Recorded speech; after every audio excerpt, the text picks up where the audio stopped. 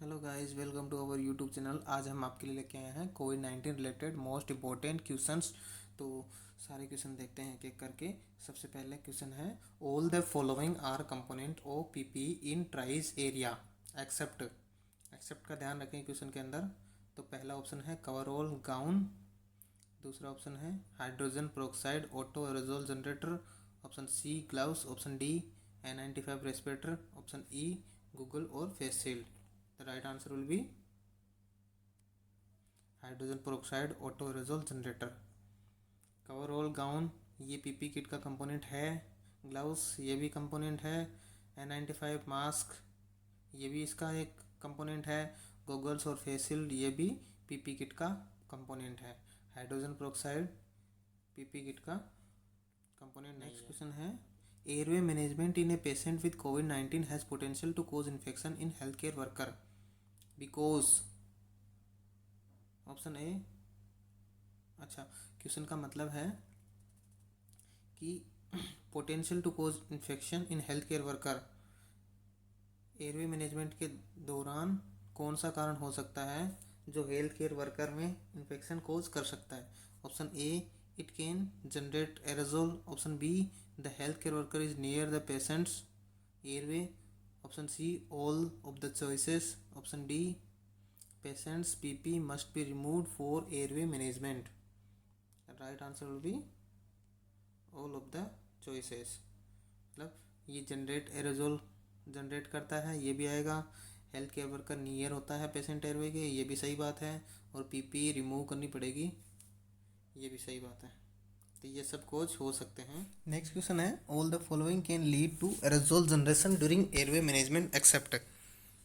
तो क्या क्या एरोजोल जनरेट कर सकते हैं एयरवे मैनेजमेंट के ड्यूरिंग एक्सेप्ट।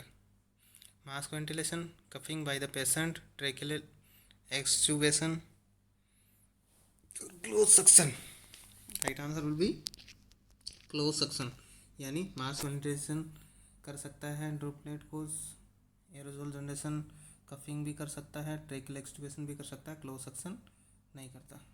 नेक्स्ट क्वेश्चन है, the PP recommendation during endotracheal intubation in covid patient include all the following except. अगर एंडोट्रेकियल इंटूबेशन करते हैं तो क्या क्या होना चाहिए। तो फेस शील्ड होनी चाहिए, कवरऑल होना चाहिए, सर्जिकल मास्क, डबल ग्लव्स। तो right answer will B surgical mask. क्यों?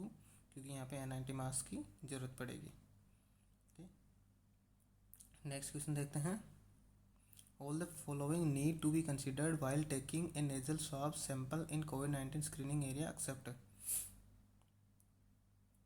क्वेश्चन है कि क्या क्या नीड होगी नेजल स्वाब लेने के लिए कोविड-19 पेशेंट में except. Option A, the sealed sample tube should be stored at 2 to 8 degree centigrade in a dedicated refrigerator till transfer to the laboratory. Option B, sample is taken from the nose and back of the throat. Option C, the closed sample tube should be sealed with paraffin. Option D, there is no need to wear PP. Option E, the swab stick should be broken to fit in the sample container. The right answer will be there is no need to wear personal protective equipment, यानी ये सब बाकी option है वो सब हमें ज़रूरत पड़ती है। द सील्ड, जैसे पहला ऑप्शन है, the sealed sample tube should be 2 to 8 degree centigrade, 2 to 8 degree centigrade पे हम सैंपल ट्यूब को रखते हैं जब तक हम उसको लेबोरेटरी में ट्रांसफ़र नहीं करते। Sample is taken from knows and back of the throat, दो सैंपल लेते हैं, एक नोज से लेते हैं और एक थ्रोट से लेते हैं, दोनों के लिए अलग अलग स्टिक काम में लेते हैं। ओके। ऑप्शन सी है, the close sample tube should be sealed with paraffin. Paraffin एक फिल्म होती है जो कि उसको केप लगाने के बाद में, जो ट्यूब होती है उसको केप लगाने के बाद में उसको कवर किया जाता है ताकि वो लीक ना हो, उससे कुछ भी उसका सॉल्यूशन लीक ना हो, इसलिए उसको एकदम से सील कर दिया जाता है। Option D, there is no need to wear personal protective equipment, क्यों नहीं है, ज़रूरत है उसको, तो पर्सनल प्रोटेक्टिव इक्विपमेंट की ज़रूरत होगी, इसलिए ये आंसर गलत है। नेक्स्ट है, the swab stick should be broken to fit in the sample container। जो ट्यूब जो स्टिक होती है, स्वाब स्टिक होती है, वो थोड़ी लेंथ ही होती है, लंबाई में लॉन्ग होती है, तो उसको पहले ब्रोकन करना पड़ता है, फिर वो जो छोटी ट्यूब होती है उसके अंदर फिट होती है। ओके, नेक्स्ट क्वेश्चन देखते हैं। All the following recommendation are to be followed for biomedical waste generated in covid patient care except. Biomedical waste हैं, उनको कहाँ कहाँ कैसे कैसे हम मैनेज करते हैं कोविड-19 पेशेंट केयर के दौरान, एक्सेप्ट पूछा है। तो पहला है all go in black bag then incinerated, B है appropriate colour coded bags, C है containers and bins should be decontaminated with 1% hypochloric solution, option D label COVID waste on outside, option E double bagging. The right answer will be all go. Except पूछा है, यानी ये सारे काम हमें करने हैं, ये नहीं करना। All go in black, black में नहीं जाएंगे, और इंसिनरेटेड तो कर सकते हैं लेकिन ब्लैक में नहीं जाएंगे। ओके, तो appropriate colour coded bags use करेंगे, कंटेनर्स और बीन्स को हम 1% हाइपोक्लोराइड सॉल्यूशन से क्लीन करते हैं, और लेबल लगाते हैं। कोविड-19 का जो भी वेस्ट होता है उसमें स्पेशली लेबल किया जाता है, और रेड और येलो बैग को डबल भी करते हैं, ये हमें करना होता है इसके अंदर। नेक्स्ट क्वेश्चन देखते हैं। Disinfection of equipment should be done as all the following except. Disinfection कब करते हैं इक्विपमेंट का, एक्सेप्ट पूछा है। After each patient contact should be done once daily even if it is not used with 1% hypochlorite or 70% alcohol based solution at the end of the day। the right answer will be at the end of the day, यानी बाकी सब काम हमें करना है। After each patient contact, जब भी patient का कॉन्टैक्ट होता है हमें डिसइंफेक्शन करना है इक्विपमेंट का। Should be done once daily, एक बार हमें डेली करना है, चाहे वो यूज़ में हो या ना हो। 1% हाइपोक्लोराइड और 70% एल्कोहल बेस्ड सॉल्यूशन से भी हम उनको क्लीन करते हैं, डिसइंफेक्ट करते हैं। The next question is for preparing the designated area for isolation all the following are essential except। Isolation area के लिए क्या क्या ध्यान में रखना है, except. The cleaning staff should be PP and should not touch their nose etc after doing the PP. Disinfection should be done with sprays in highly contaminated area. Option C the area should be sealed off. Option D hand hygiene before doing after doffing individual PPE। the right answer will be disinfection should be done with sprays in highly contaminated area। Option A में दे रखा है, बाकी ये नहीं करना, बाकी सब काम हमें करने हैं। The cleaning staff should be in PP and should not touch, उसे कुछ भी टच नहीं करना चाहिए after donning the PP. The area should be sealed off होना चाहिए। हैंड हाइजीन करनी है डोनिंग से पहले, और doffing individual PP. Okay, the next question is the bin of municipal waste is used for one of the following category of biomedical waste. Option A blood stain. Question कहना चाह रहा है कि म्यूनिसिपल वेस्ट वाले जो been है वो हमें कौन सी कैटेगरी ऑफ बायोमेडिकल वेस्ट के लिए यूज़ करनी है, तो हमें सिलेक्ट करना है इनमें से। तो option A blood stain swabs, option B sharp like needle used for sample, option C urine bag, option D endotracheal tube, option E plastic clips, option F central line catheter. The right answer will be plastic clips, यानी municipal वाले waste bin के अंदर सिर्फ plastic clips जाएंगी, बाकी ये सब नहीं जाएंगे। ब्लड स्टेन स्वाब्स जाएंगी येलो में, शार्प लाइक नीडल जाएंगी नॉन पंक्चर वाइट बॉक्स के अंदर, urine bag red, endotracheal tube red, central line catheter red, ये सब जाएंगे। ठीक है, नेक्स्ट क्वेश्चन देखते हैं। The covered spittoon to collect spit and sputum of the patient should contain one of the following. Spittoon में क्या होता है, Dettol solution, hydrogen peroxide solution, nothing, 1% bleach solution. The right answer is 1% bleach solution. Next question देखते हैं। The disinfection of diseased कोविड-19 patient room and linen should be done with one of the following. कोविड-19 के room और linen को कैसे clean करते हैं?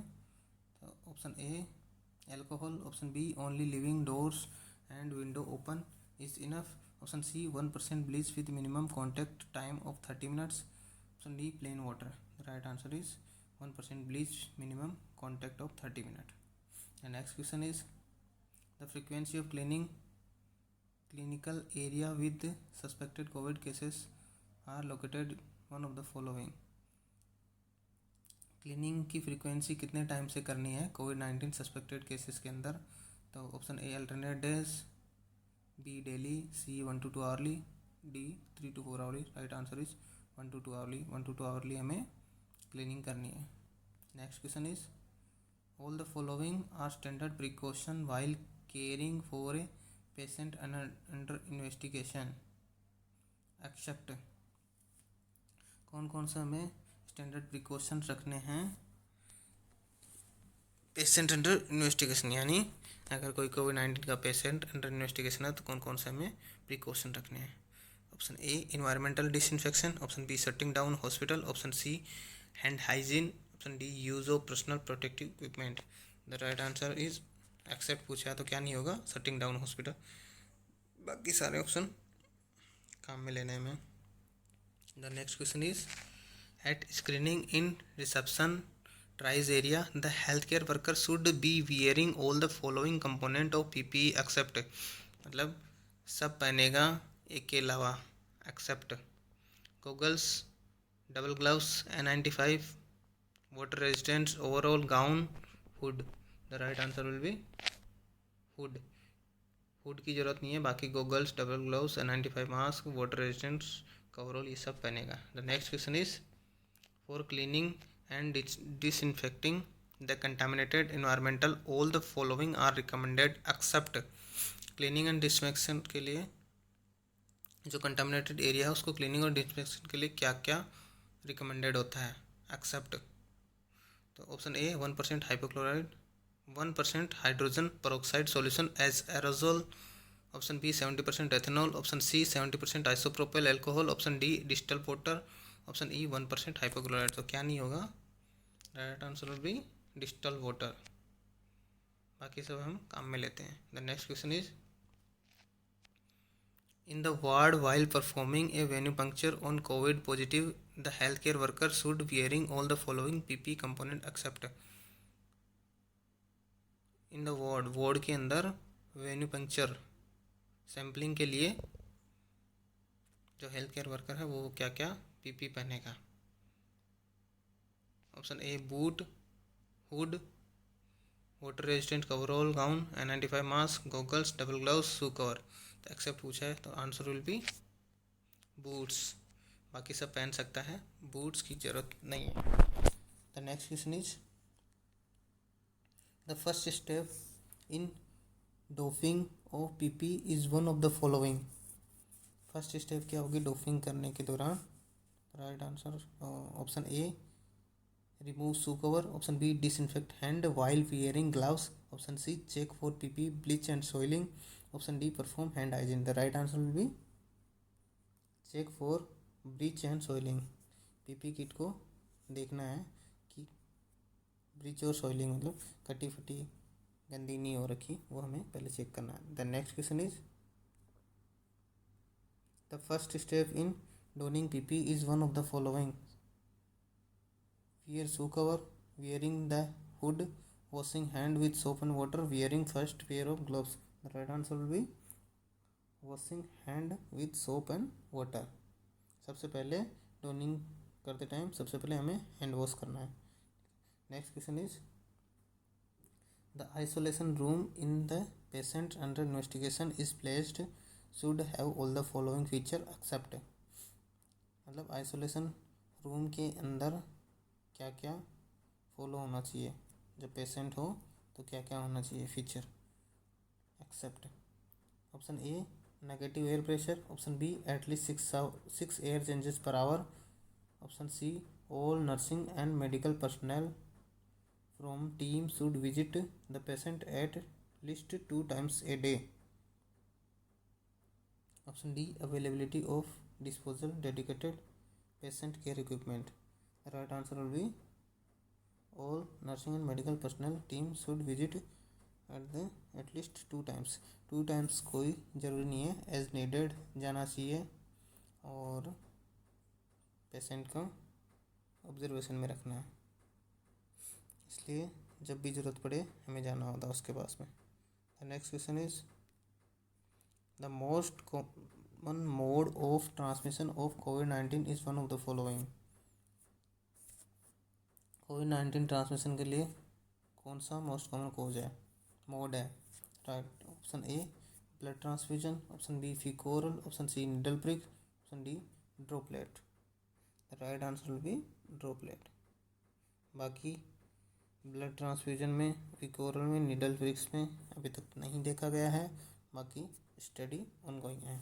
तो droplet is the mode of transmission of covid. Thanks for watching this video. हम आपके लिए और मोस्ट इम्पोर्टेंट क्वेश्चन लेके आएंगे, बने रहिएगा हमारे चैनल पे।